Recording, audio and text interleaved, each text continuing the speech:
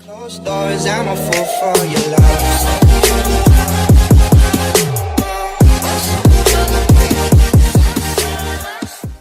If you haven't noticed, last week we started a series called What is Love? And we talked about the idea of the L word. We played a really fun clip from Ice Age because it's a good movie. And we're talking not about leprosy, but that was terrible. I tried real hard on that too, you know what I'm saying? And we were talking about the L word and when we use the L word and what the L word means. And so tonight, I really want to dive in to another side of this conversation when it comes to relationships, when it comes to dating. And I got to be honest, over the course of my time of teaching about sex and relationships and dating and love and all those things to high schoolers, if there's one thing that I've realized is that y'all talk about it more than we ever do, and you're like around it, like people have expectations whether they're talking about it in plain sight or it's happening and talking about in secret or whatever. And so here's what I want to do tonight. What I don't want to do is make this awkward. Okay, so I feel like anytime there's a conversation about something like sex and emotional lines and physical lines and things like that, it can get really awkward really fast because I'm 34 years old and you're not, and so there's some changes that have happened that you haven't experienced, like I've gained weight, and so there's those things. Okay, you're going through some of the changes right now, and there's little things that are going on, and you're like, I don't know what all these things mean, and I'm hormonal, and I'm like emotional, I don't know why, and blah, blah, blah.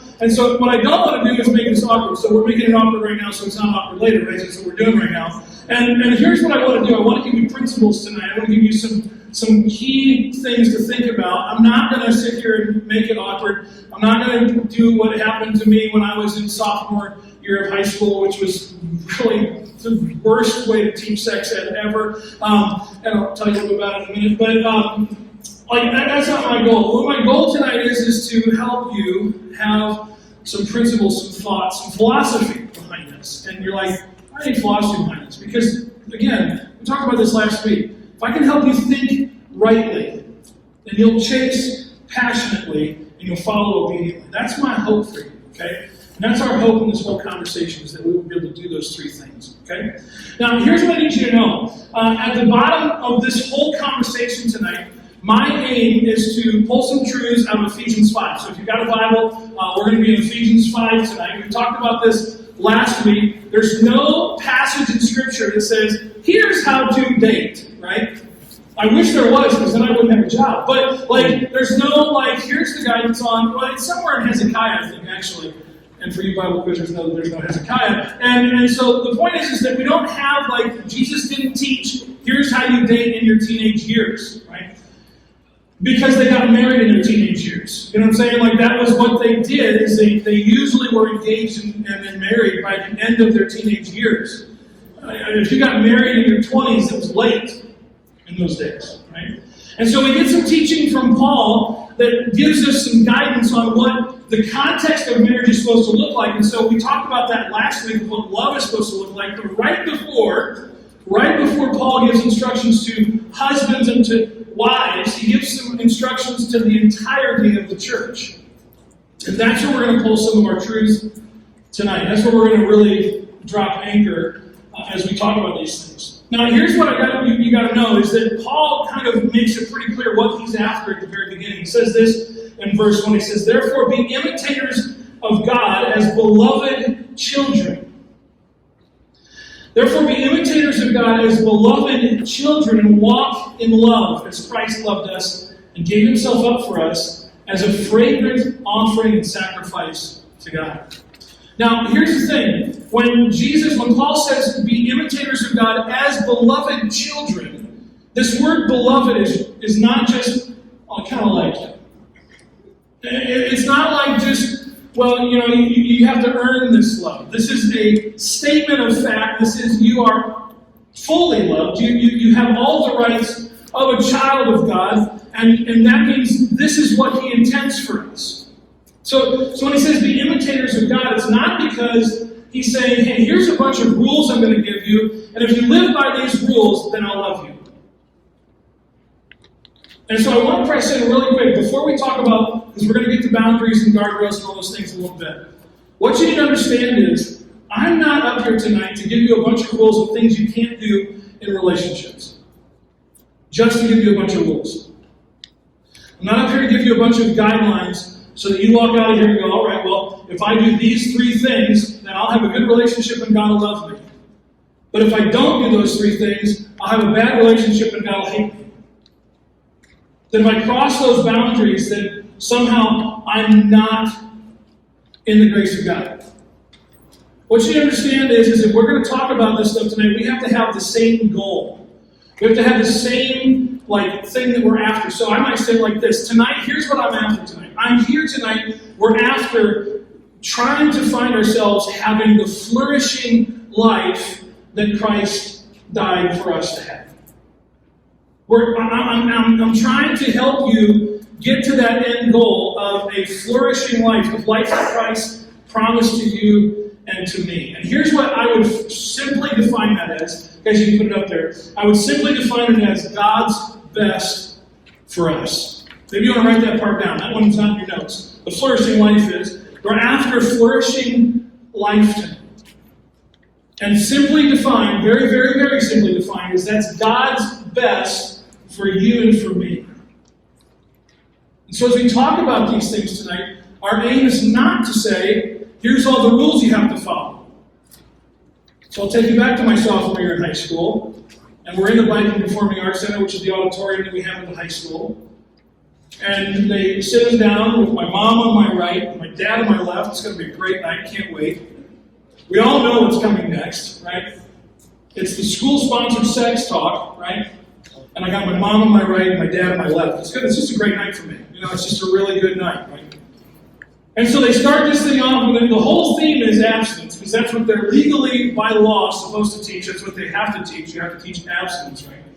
And so they bring up a Catholic priest. They literally bring up a Catholic priest and say, don't have sex because God told you to, right? He didn't quite say those things, because right after that he said, don't have sex because you don't know who they've had sex. And they put this big old bed on the stage, and these 2 people get into the bed together, and then all of a sudden Joe comes over because she slept with Joe, and then all of a sudden here comes Sally. I don't know why her name's Sally, but Sally comes over because she slept with Joe and Trent, because that's his name, Trent. We all love Trent. Not really, because he slept with Sally. And so, like all these things begin, like all these people, this bed continues to expand, and all these people, and they don't have sex because you have sex with everybody. That's what they say, right? And then they say, don't have sex because we're going to show you pictures of things that you don't want to experience. You call them STIs now. We call them STDs because we didn't care about infections versus diseases. And so we call them sexually transmitted diseases. And they put pictures of them up on the screen. My mom is here. My dad is here. It's awkward. So is this. That's right, Heather. Thank you very much for pointing out the obvious. The point was, that's what they told us. That's why they told us not to have sex. And at the end of the day, all they cared about is that nobody got pregnant. That's really all they cared about. Because then they said at the very end, if you're going to have sex, have safe sex. And what they meant was use protection. And here's what I'm here to tell you. I ain't going to shame anyone in this room, because what we're after is a flourishing life that Christ intended for you and for me. If you want to be shamed into not having sex, you can go to school and they'll tell you all about that. I want something so much better for you. Way better for you. So we're after the flourishing life. We're God's best for us. Now here's how we find flourishing life. We find flourishing life by walking wisely. How do I know that? Because that's what Paul says. In verse 5 of Ephesians 5, he says, for you may be sure of this, that everyone who is sexually immoral or impure, or who is covetous, that is, an idolater, has no inheritance in the kingdom of Christ and God. That's the opposite, right? That's the opposite. Did you go back? Hey, go back one slide because I didn't catch it. That's the opposite, right?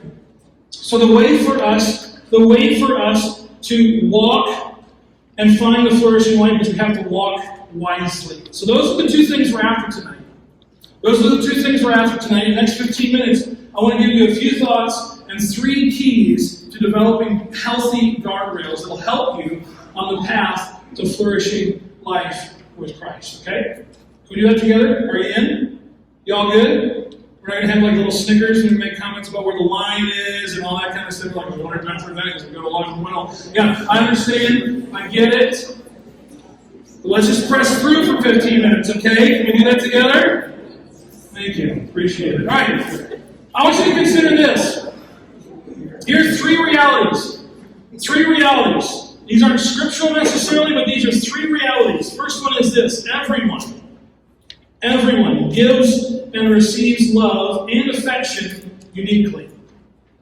Everyone gives and receives love and affection uniquely. There's a whole bunch of conversation around this idea. Some people use the idea of the 5 love languages: physical touch, words of affirmation, works or acts of service, quality time, or gifts. Oh, I forgot that one.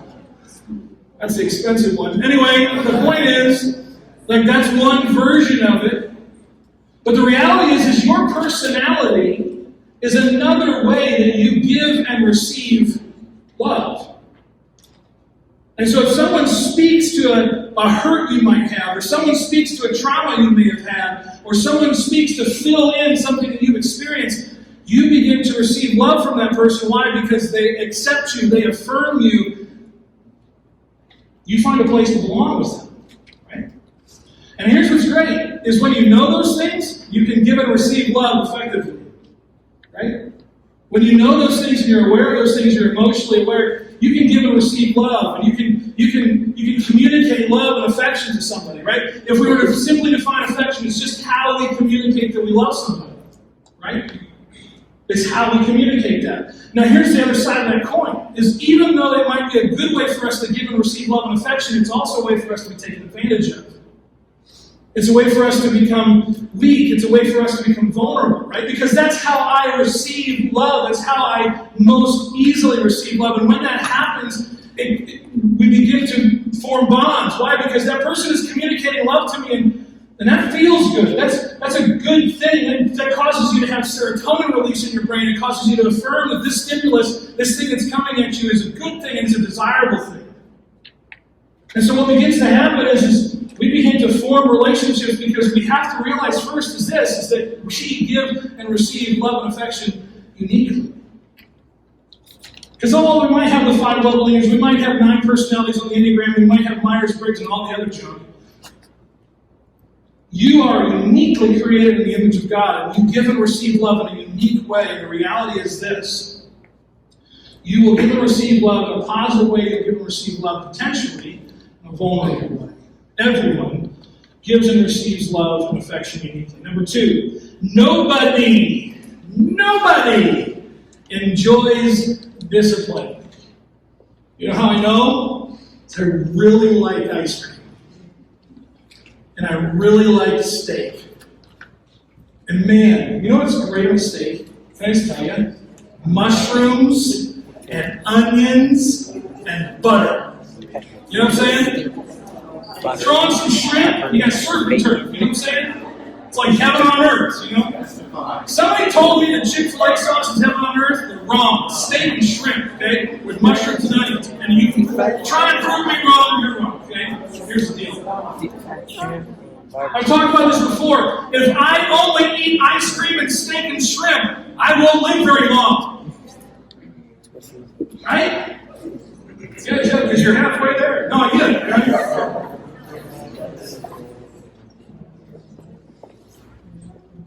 If all I do is follow my heart and the desires of my heart, because the heart gets what the heart wants, Joe.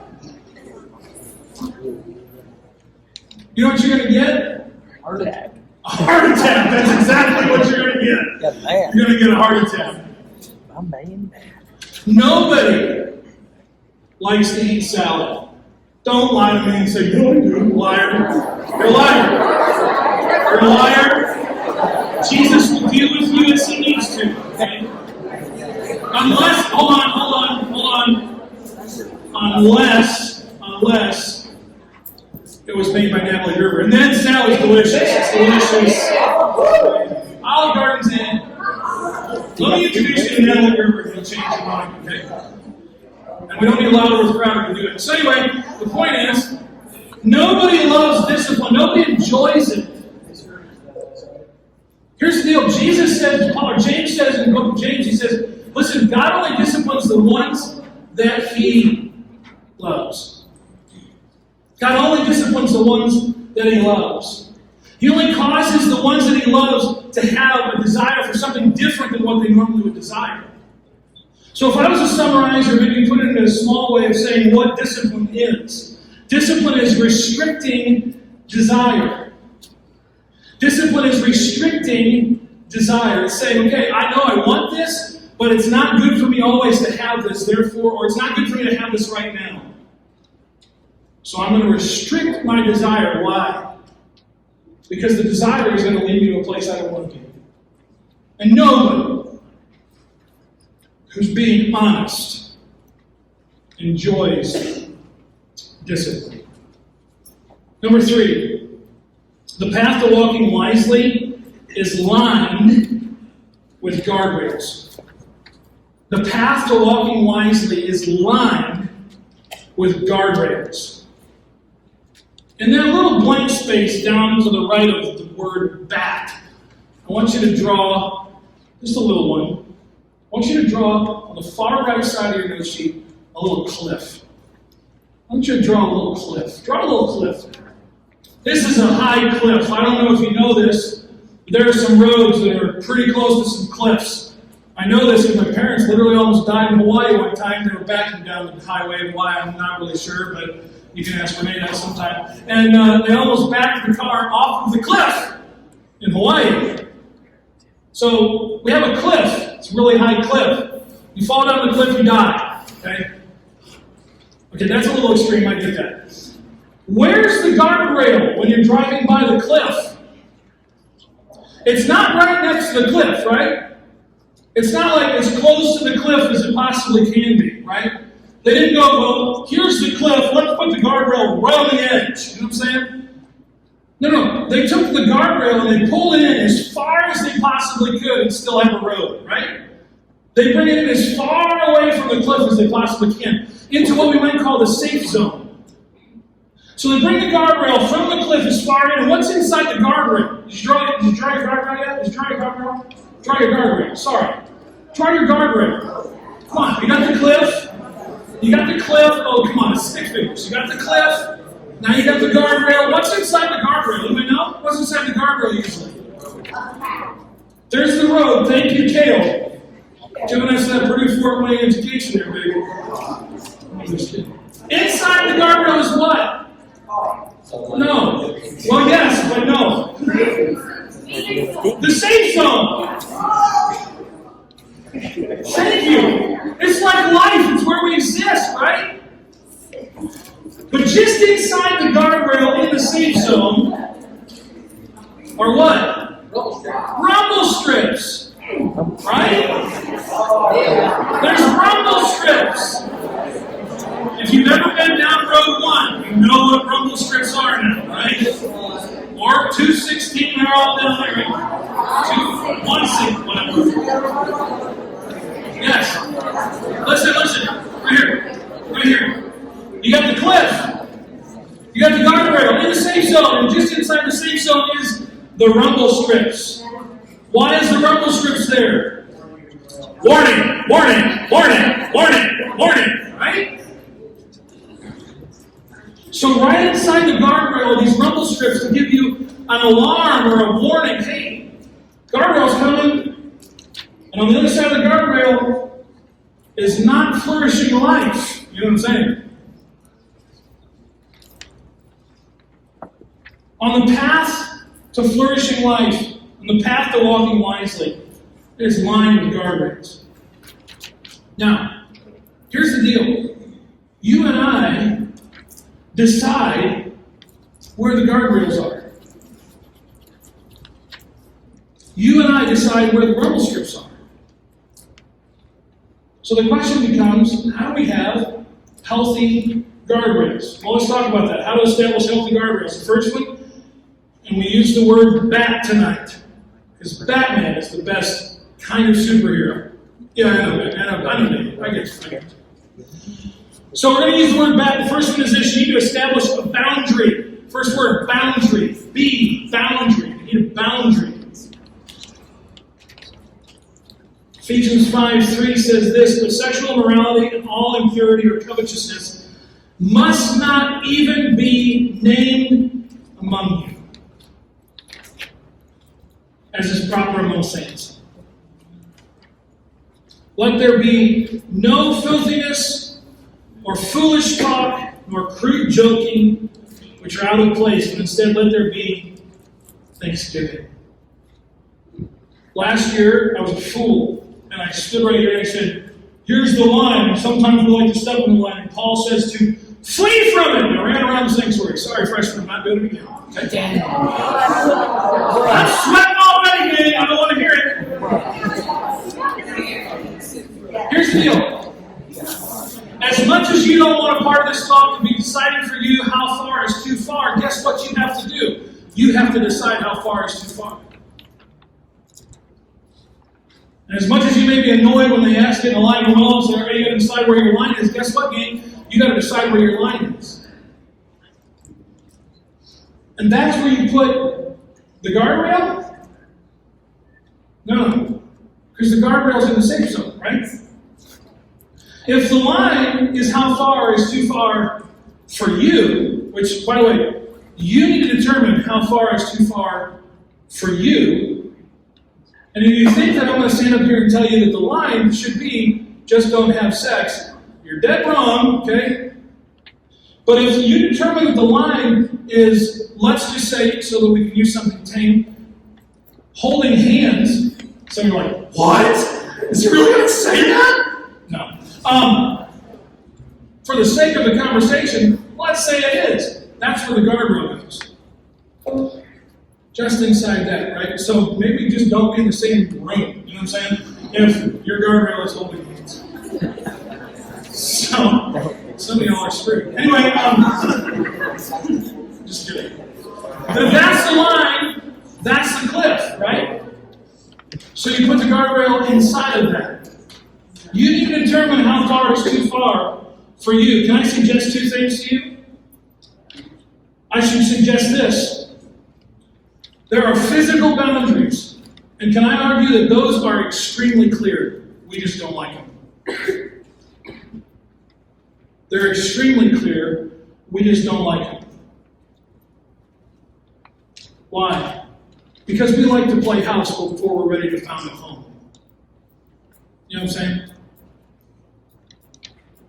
And until you're putting a ring on and saying, I do every day, and it's an opportunity to say I do, my guess is you're not quite emotionally prepared to found that home.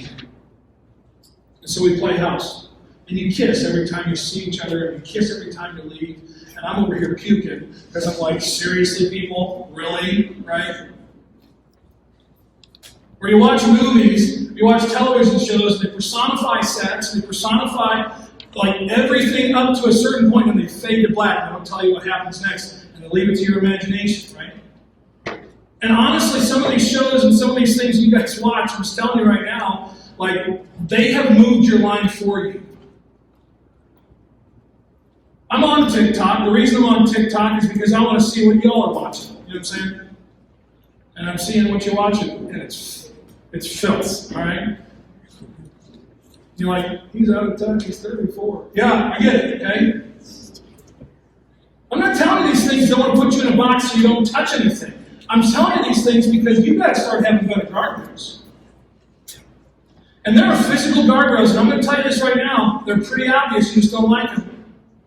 Because once you get to a certain point, once you get past just that little peck on the cheek, once you get into making out, once you get beyond that, it's really hard not to go there every time. And I'm telling you this right now.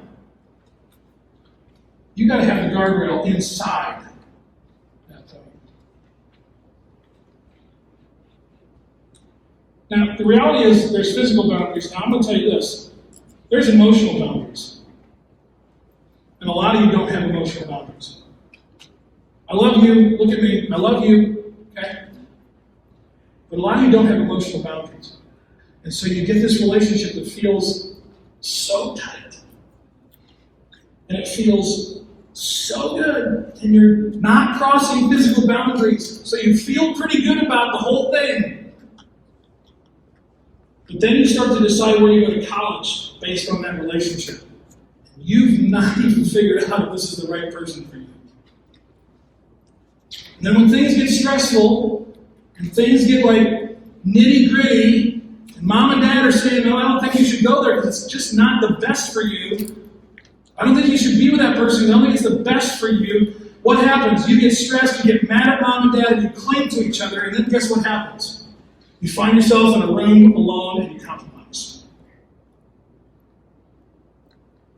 I've seen far more physical lines crossed because emotional boundaries weren't put in place. I'm telling you this right now. Some of you don't need to consider the physical boundaries as much as you need to consider how to guard your heart. So, physical boundaries and emotional boundaries. How are you guarding your heart? So we got boundaries. The second word in the bat is alarm. Warning, right? Okay, I won't do it anymore, I promise. Just gotta wait to send it up in the back. Warning, right? Alarms indicate that something is coming, that danger is near, right? How many been driving down the road, and then all of a sudden you hit a rumble strip, and you're like, whoa, I didn't realize it was there. Because you're on your phone. Because you were falling asleep. They wake you up, right? They're supposed to. We always joked in our car that they were tire farts, right? I don't know if you want to have tire farts when you're in a physical boundary situation, but I'm just saying, maybe you do. Maybe farts are good for you. Anyway, how do we get there? Anyway, you need an alarm that's inside of your guardrails, gang. Something that goes off in your head and says, whoa, whoa, whoa, whoa, whoa, I shouldn't be here. You hear what I'm saying?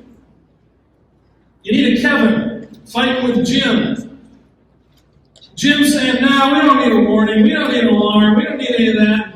Kevin just says, warning! Yes, we do! That's later in the show, it's really funny. You should watch it out, it's hilarious. Anyway, y'all need a warning. Y'all need an alarm. You know what I'm saying? And you don't want to hit the guardrail. The guardrail damages your car.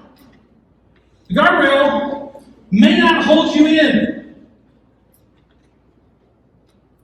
You need an alarm. You need a rumble strip. You need some tire farts. Something's going to go off in your head and go, whoa, whoa, whoa, whoa, whoa. How do I know this? Because this is what Paul says in Ephesians 5, verse 6. Let no one deceive you with empty words. We don't need an alarm. We don't need a warning. For because of these things, the wrath of God comes upon the sons of disobedience. We don't need that. You need an alarm that goes off in your head and goes, whoa, whoa, whoa, whoa, whoa. You're going to get out of here. You need a boundary. You need an alarm. Last one, you need to have the talk. You need to have a talk. Once you establish a boundary, once you establish an alarm, you need to have a talk. And can I suggest you need to have 2 talks? One talk is with that person, right? Can I suggest this? It needs to happen earlier in the relationship than later. You need to have the talk with that person. You know who else you need to have a talk with? You're not going to like me for this one, but I don't care. Your parents. Some of you haven't had the talk with your parents because they just thought they'll figure it out. It's a fun experience. I got a book. Thanks, Mom. For the record, I love my mom. But they handed me a book and said, here you go, ask us if you got any questions. Cool. Sweet. Some of you need to tell your parents what your alarm is and what your boundary is. Why? Because they need to help you hold yourself accountable. Why? Because they're not 15, 16, 17, and 18. And they're not as emotional as you, and they've been there.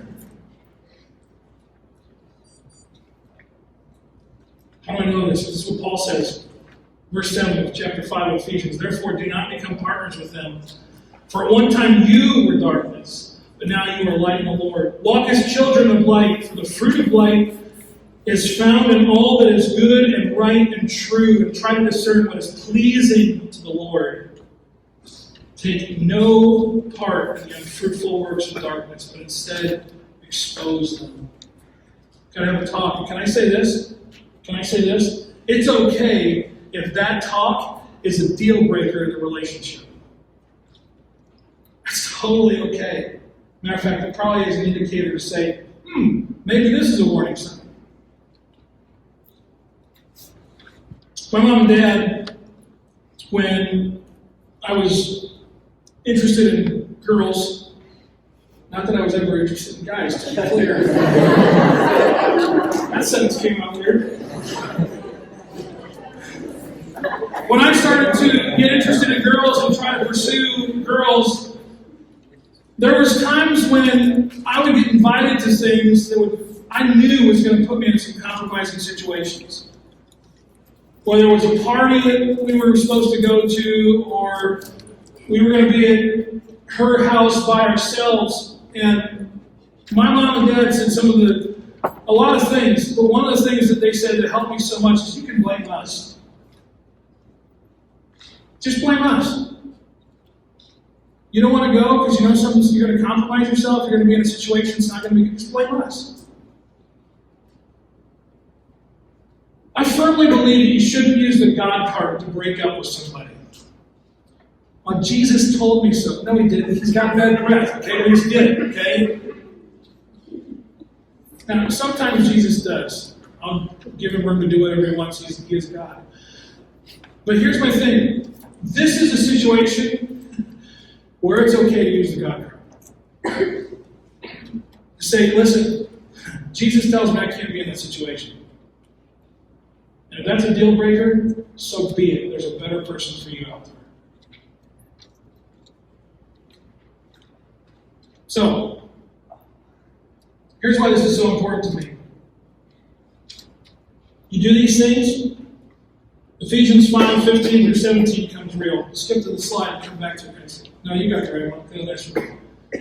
Paul says, look carefully then how you walk, not as unwise, but as wise, making the best use of the time because the days are evil. Therefore, do not be foolish, but understand what the will of the Lord is. You want to find a flourishing life? You will find a flourishing life when you exchange your desires for God's design for you. You'll find a flourishing life that Christ has prepared for you when you exchange your desires for God's design for you. Now, just like Paul says to married people in Ephesians 5, that marriage is like a mystery, but it's a mystery that I'm telling you about is like Jesus and his church, so is this statement. Here's the deal. You know why I talk so sternly about relationships?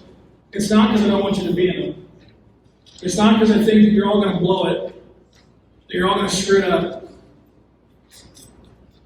It's because this pastor doesn't want anything to get in your way of following passionately after Jesus.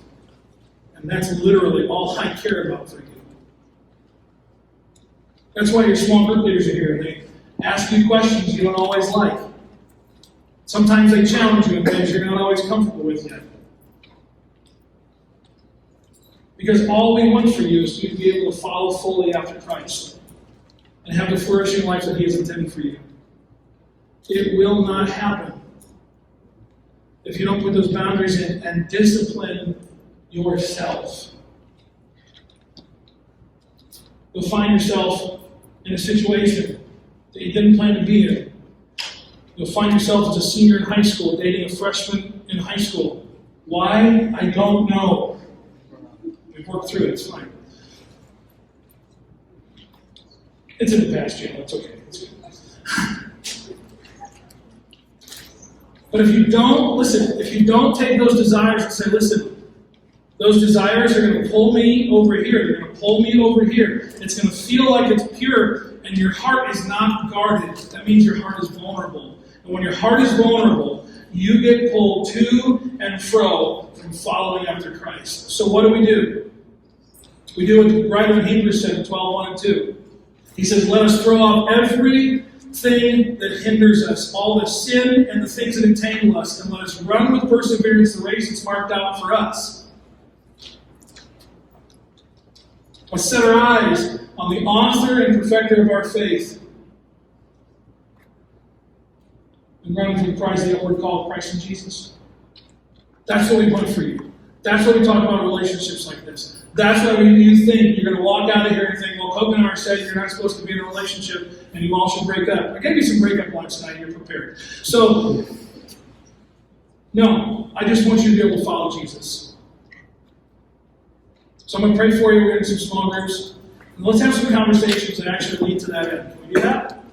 Let's do this. Jesus, thank you so much that the example of you to the church is the thing that gives us an example of how we should be towards each other in relationships. And Jesus, I pray for every single student in this room who hasn't yet had the conversation with themselves as to where the guardrails should be.